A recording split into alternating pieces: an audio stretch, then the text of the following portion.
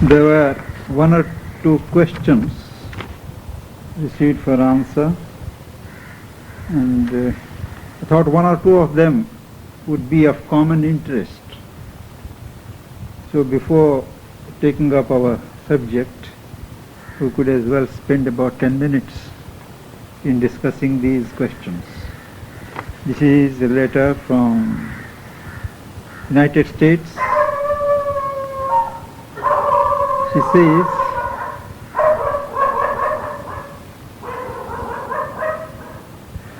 in her book Mysticism, Underhill devotes a chapter to voices which come to certain mystics during their spiritual endeavor. What is Sri Aurobindo's stance on voices and automatic writings? Does the divine speak to a devotee by means of a voice in silent mind and heart? What is the still small voice one hears about so often? Does the divine speak to a devotee, or is it merely one's subconscious mind? It seems that Saint Teresa followed voices in her doings, as did many other Western mystics. I, for one, do not trust Western mystics so much because of their penchant for mortifying the body and other abnormal practices. What does the Eastern yogi say about voices and automatic writings? I should think the answers are implied in the very form of the questions.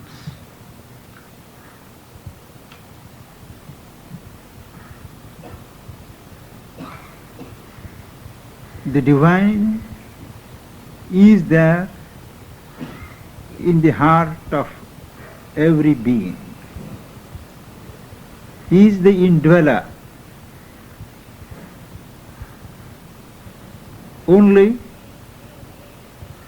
man is not aware of this indwelling presence because his awareness,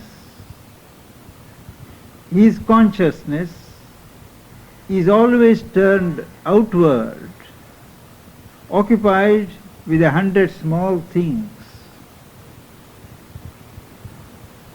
and there is no room for the inner divine to make himself felt. There is no opportunity for our consciousness to become cognizant of the inner guide, the inner ruler. It is only when we withdraw our consciousness and turn it inward that we give a chance to the inner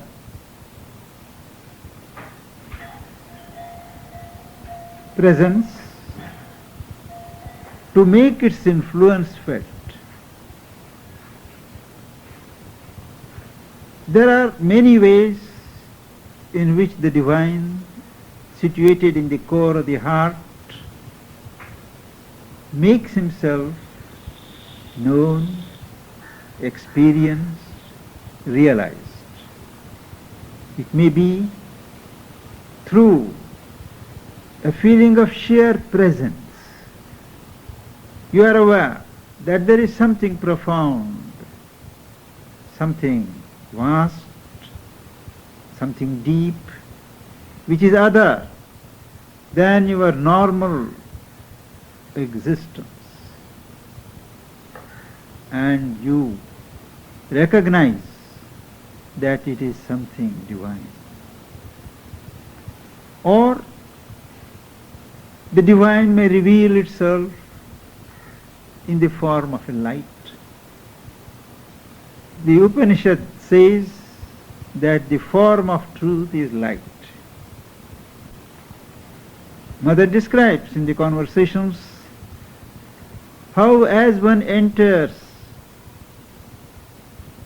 within oneself, opening the veils, opening the doors, one at last enters into the sanctorum of the temple of one's being, and there he finds a small flame. How to get at that flame? One first visualizes that flame mentally. One has the faith that it is there. Then one translates that faith into a mental visualization, and with confidence and faith, during periods of meditation, concentration, one goes within seeking that light.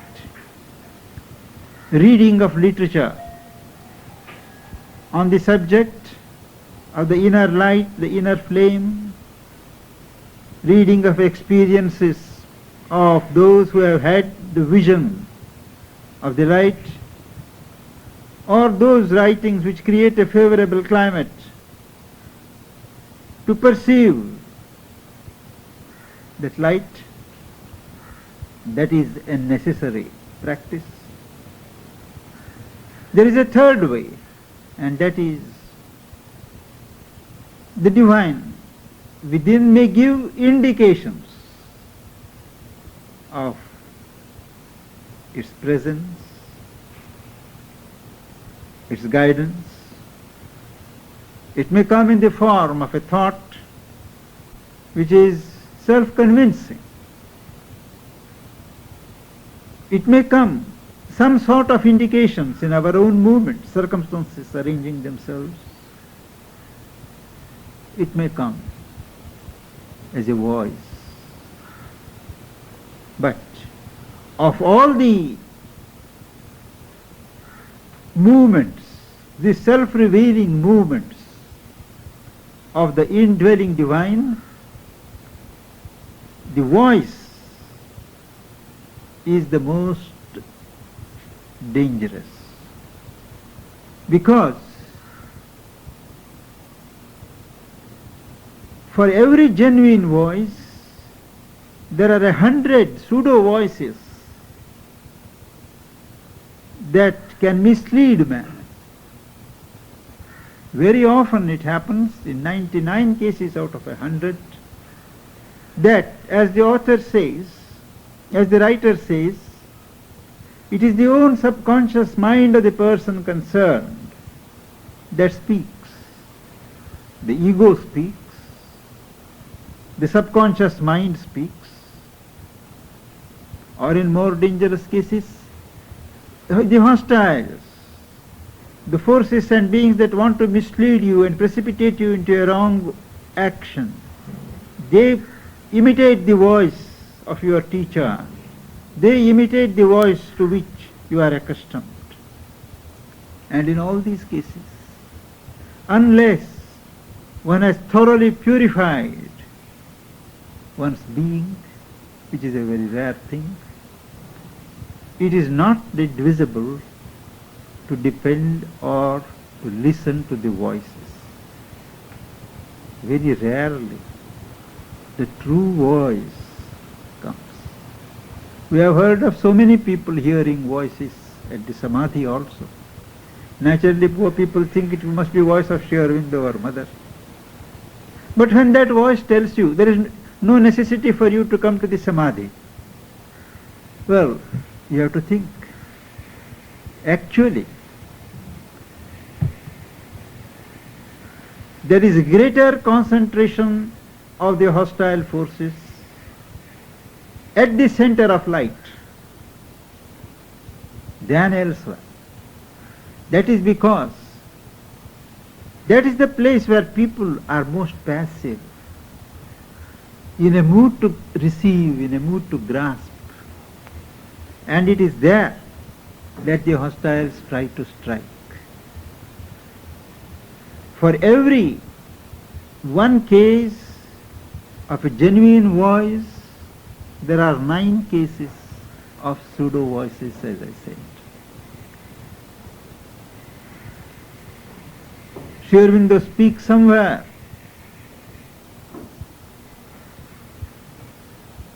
look for experience. Ignore the voices and the visions.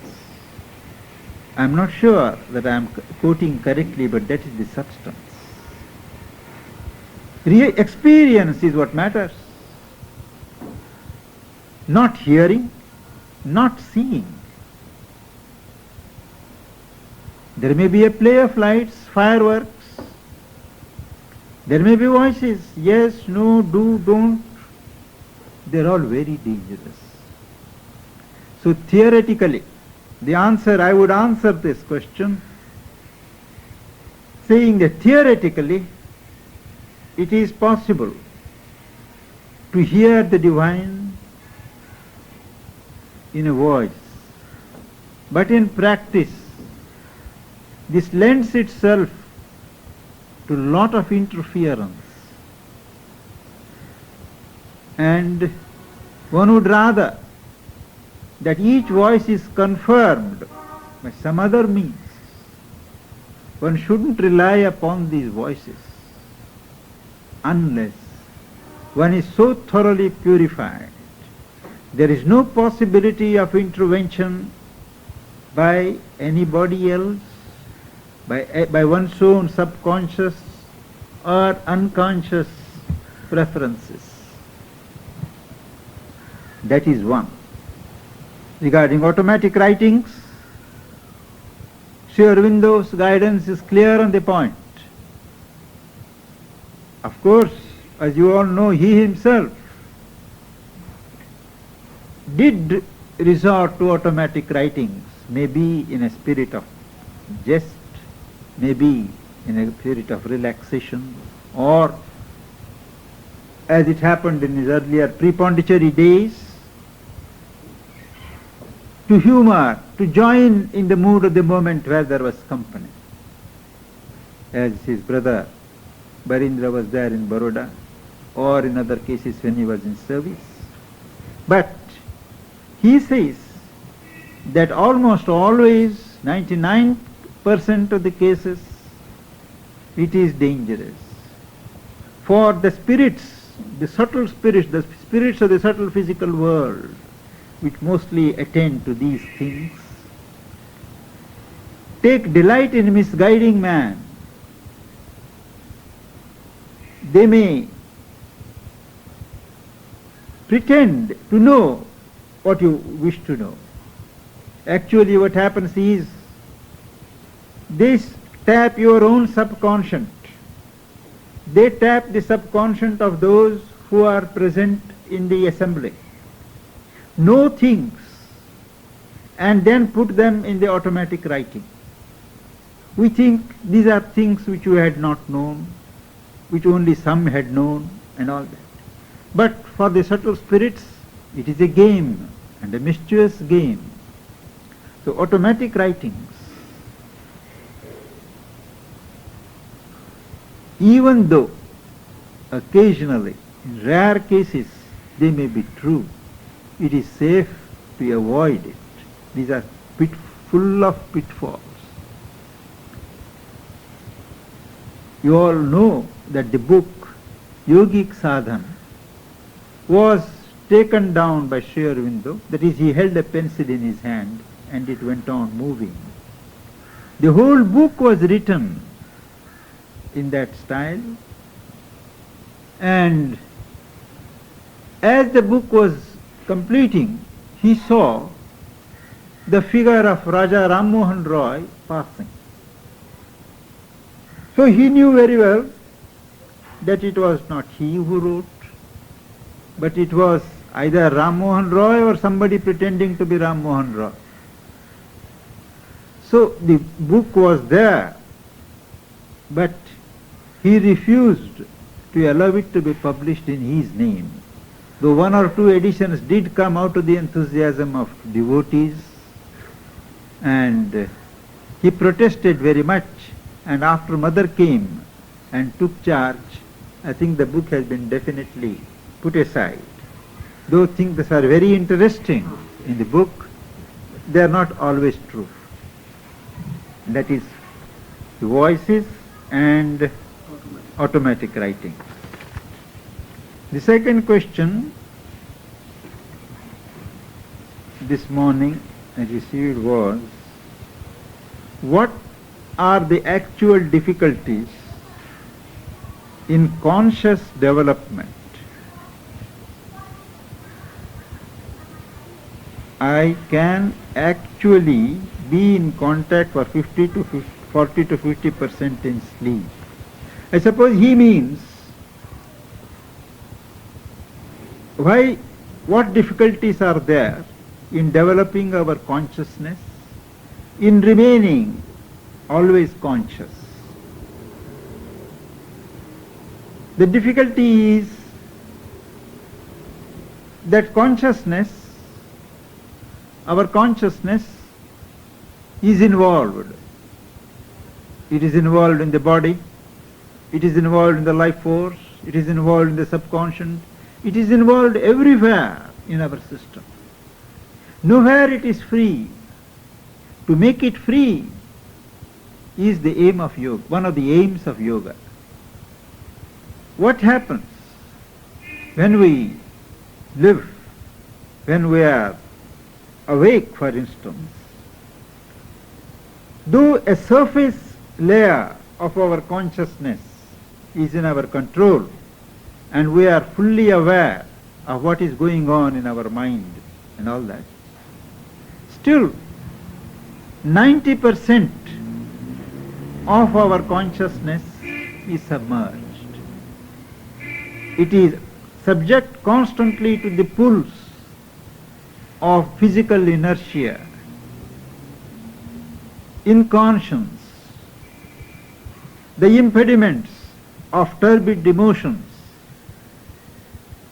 desire, life desire, the desired soul, the biases and the prejudices of the mind, and so on. So from all sides there is a pull downwards, sidewards, and so on, with the result that every step that we want to take to develop, to make the consciousness emerge, is faced with contrary movements. The only way is to persist, with patience, persistence, extend the area of our awareness during waking hours. Once we make it a habit, that habit continues to operate even when we go to sleep. So much so that even when we dream, very often it happens that we know we are dreaming. We know we are sleeping. There is a layer which always says, I am seeing the dream. Now one has to deepen the poise, self-poise, constantly dig in and take one's poise on the inner and the deeper levels. Once you arrive at a certain level, thereafter you don't have to make such a conscious effort. The effort is taken up by the inner or the subliminal consciousness, and things go on getting extended. But to begin with, one has to make an effort to be more conscious, knowing full well all the difficulties that our nature presents. Since you are talking Yes. about underlying mysticism, she has so elaborately explained the state of dark night of the soul, which we never find in our religion. Sometimes, when I have got the touch of divinity. Dark night of the soul is a typical Christian conception popularized by European mystics.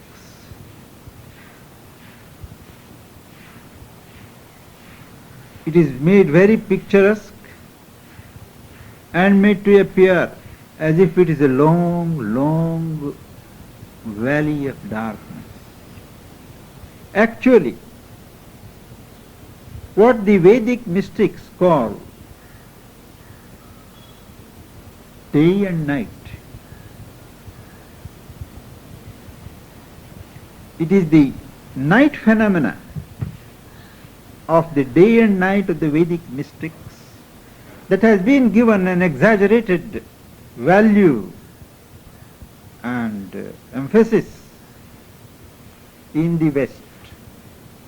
What happens is that when we begin to change in our consciousness, the normal consciousness is pressurized into yielding to a deeper consciousness or to a higher consciousness. A stage comes when nature is unable to bear more advance immediately. It arrives at a saturation point and it needs a little time to assimilate what has been received. The consciousness itself needs some stretching period in which it can naturalize itself into the new poise, into the new dimensions. Now, the period during which one goes on receiving, one goes on increasing, the birth of the Godhead, that's what the Veda says, but we would say the growth of the consciousness, those periods are called the day. But the period of assimilation, when the immediate gains are being absorbed under a necessary veil of obscurity, physical obscurity, fatigue, that is the night, a period of obscurity of consciousness. It is not that the whole consciousness is obscure. The surface consciousness gets a little tired and obscure, but the inner assimilation goes on. And one feels as if one has lost contact with the bright things, with the light, with the joy, with the divine. And one is not making progress, one is stuck up on the path.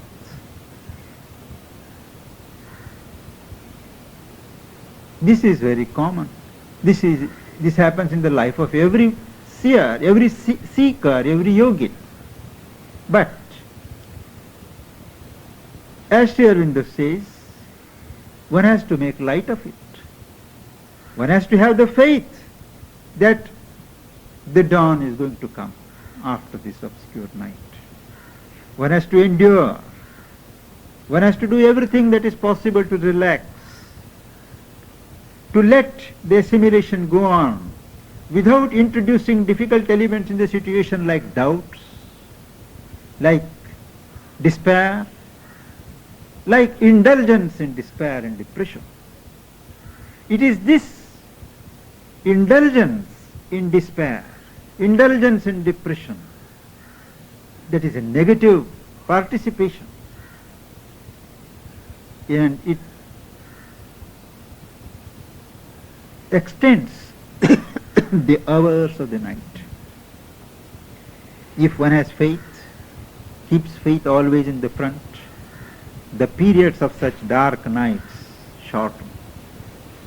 But the adversary is always on the lookout, always on the watch. He always introduces these elements. He tells you what happened to your God, what happened to your divine. And he creates situations and circumstances which deepen your depression, creates an illusion that everything is lost. It is this unhealthy emphasis on the darker periods but necessarily duller periods.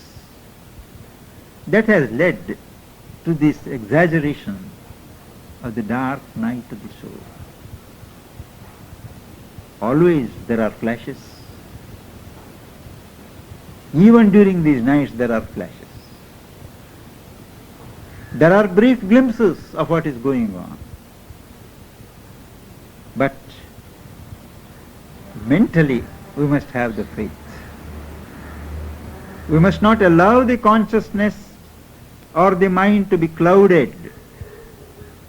Secondly, it is not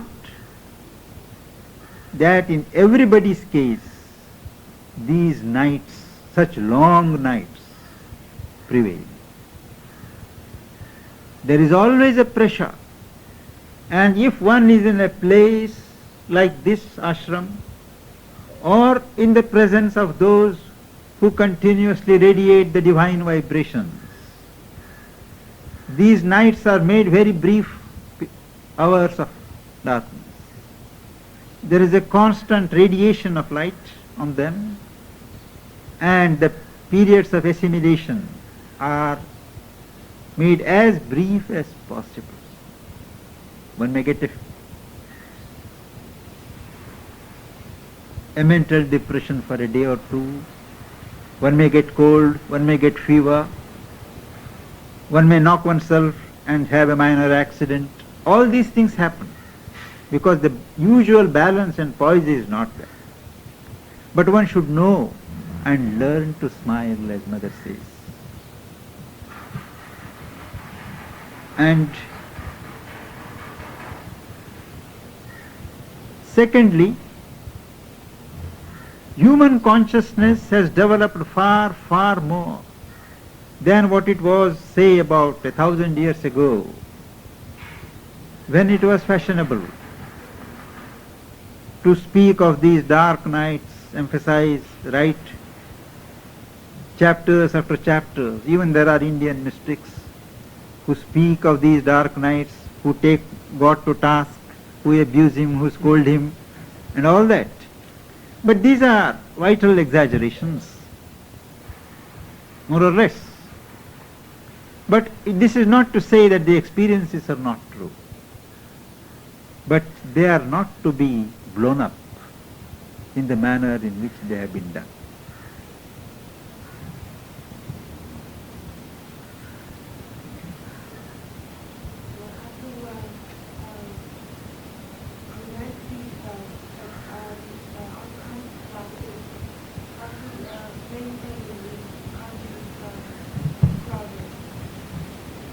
First, to increase the area of our consciousness, even in small things, to train ourselves to be fully conscious of what we are doing, not allowing things to be done mechanically, so that in the smallest movements, physical movements, vital movements, there is a quantum of consciousness. When this wakeful consciousness is there, operating in ourselves, it is easier to put off the necessity of having to retire from periods of active progress now and then. The second thing is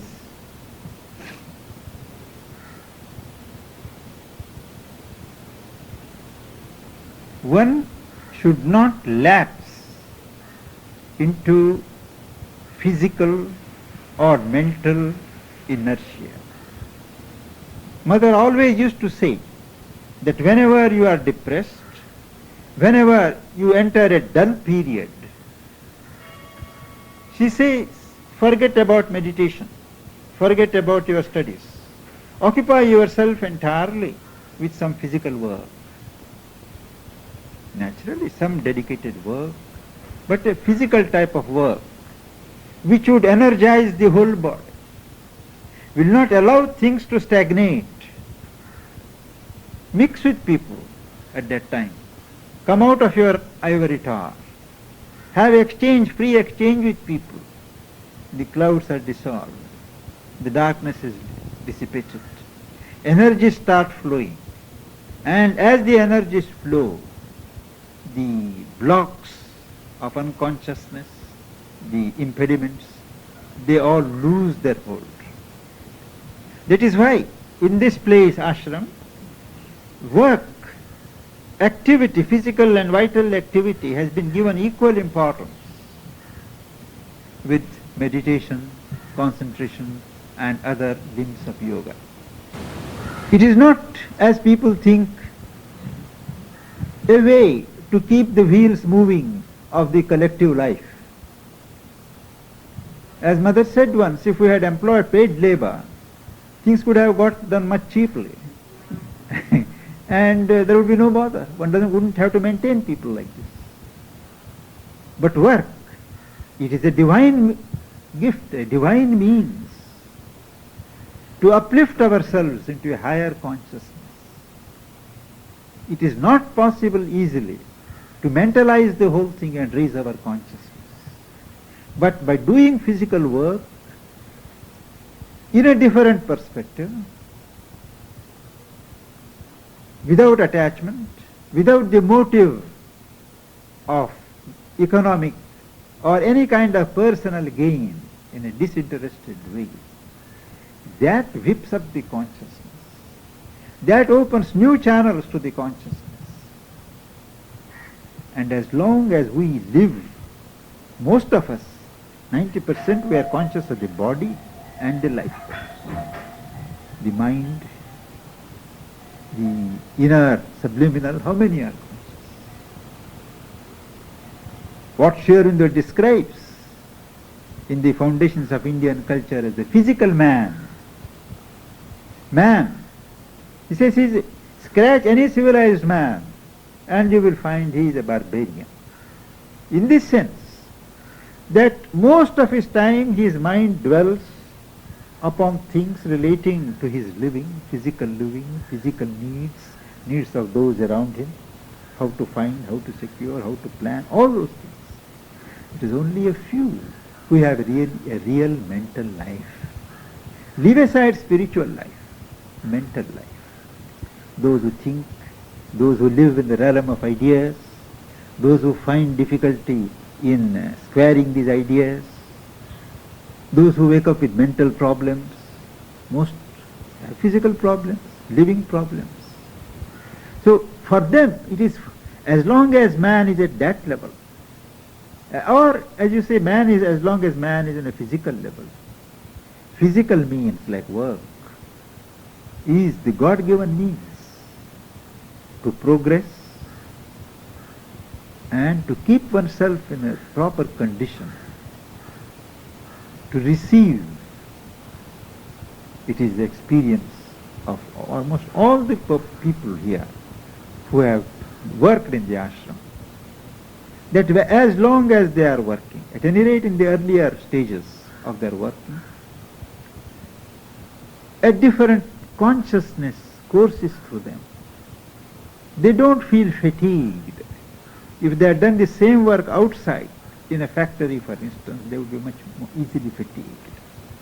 Sri Aurobindo goes so far as to say that to be fatigued in such a work means you are not doing it in the right spirit. The longer you can work without fatigue,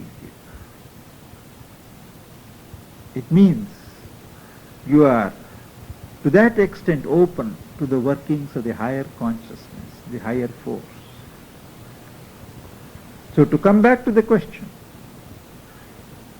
it is by engaging oneself in spiritually productive work that these periods of darkness and depression can be postponed, deferred, and if and when they arrive, their burden can be lightened, their duration can be shortened.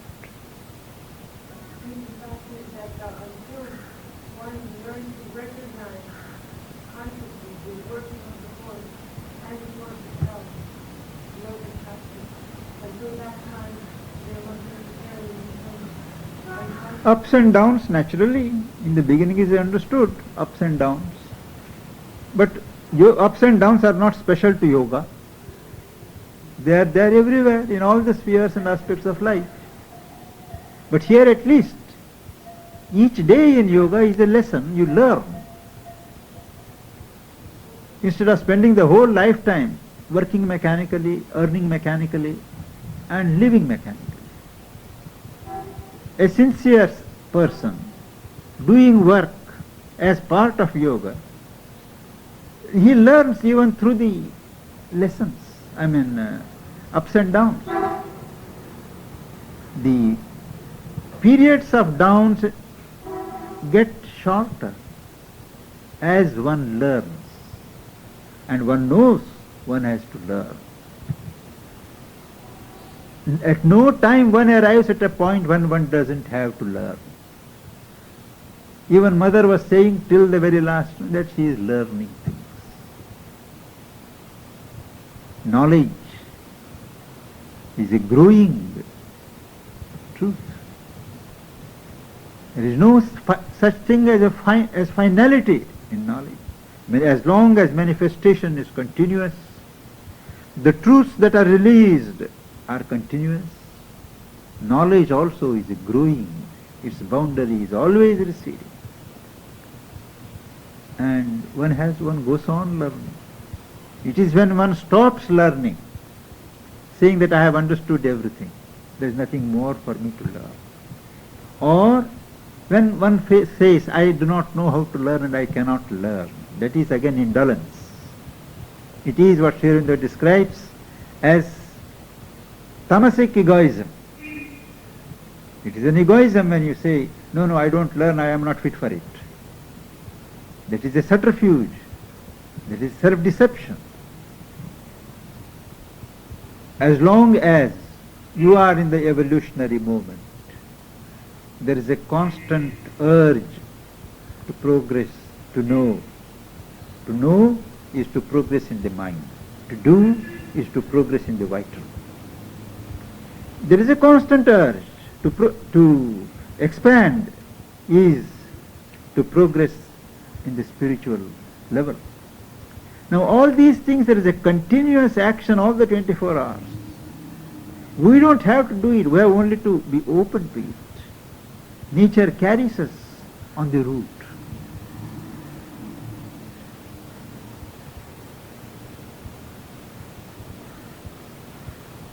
Every growth has its periods of up and downs.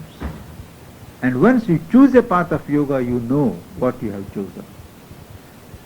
You know what you are in for. But you also know what things are waiting. In what directions your being is going to change if only you persist.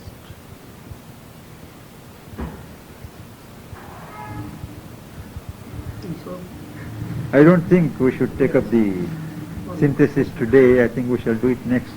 I won't do this mistake of taking up questions in the beginning. The later part of the session will keep for such questions if they arise. There are one or two questions. There is a World University. Where is it? Is it in Japan or in America? That day, America. There is. That editor has written 2 pages on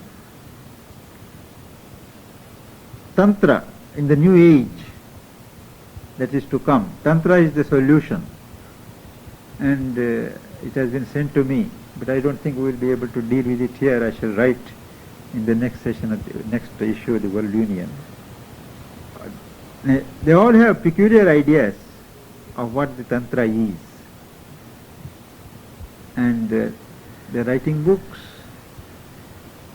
and misleading so many millions of youth in Europe and continents, American continents. I have not taken up that question today, and I don't think we need to take it. But anyway, next time we will do the instruments of the spirit, isn't it?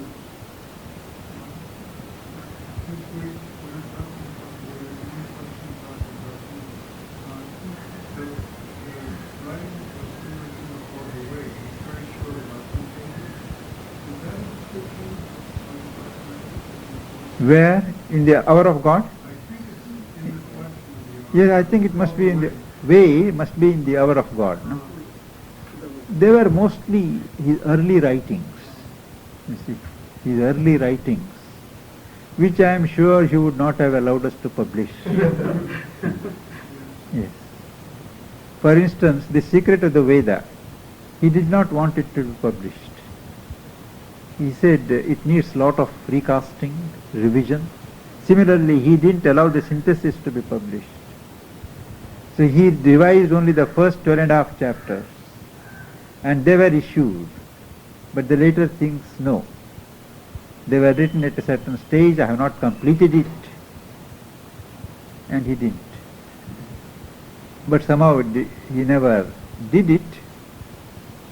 Similarly, the hour of God, mostly those writings are poetic, some hints here and there, but we can't take them to be his final views. For instance, there is that plan. It doesn't represent. They were all noted in his notebooks tentatively. And we have to take them for what they are. There is a tradition in India, the Vaishnava tradition, for instance, in Bengal, Orissa, Bihar and all that, where they make much of this dark night. They call it viraha. That means the divine beloved, the human lover and the divine beloved, after they meet, there is a separation. You understand? And there are hundreds and thousands of songs abusing, taking him to task, threatening suicide. All these things, human things, are transferred to the divine. And even terms of vile abuse, and they are all mystics. So in, what is that, songs from Bengali, I believe, or poems from Bengali, Sri Aurobindo has translated some of these songs, and he has given an interpretation. In brackets he gives the main theme, and then he describes. Perhaps you will get an idea. Both the sex imagery and this imagery of abuse, both it is well sketched out there. You will read it perhaps in translations, centenary edition. And otherwise they were issued as poems from Bengali. Am I right? So Marathi Varkaris, there is one, how they dramatize these things on their way to Pandit like that. Minsu Chavale, there is a one poem is there. So they cry in such a way. As if some... the sting, see, of divine, has struck me, so I can't bear it now. So in that way, for hours with them, they will be crying, shouting, walking like that. Thing is, there is truth in these things, but when it is blown out of proportion, it ceases to be a truth.